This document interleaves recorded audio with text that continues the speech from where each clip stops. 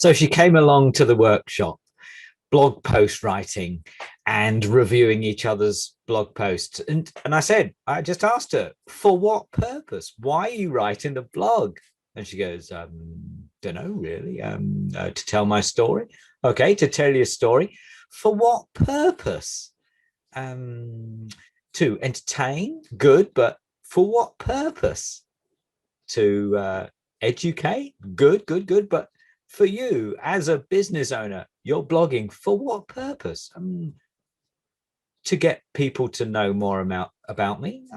I said it's getting a bit warmer there. Yeah, so it's maybe to get people to know, like, and trust you. And why do you want people to know, like, and trust you?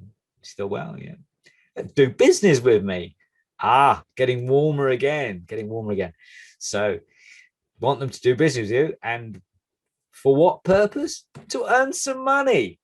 So that's what it's all about. I want you to write the best possible blog posts that tell the best stories, that show the best of your character, that show that you're the really best person to do business with in the future.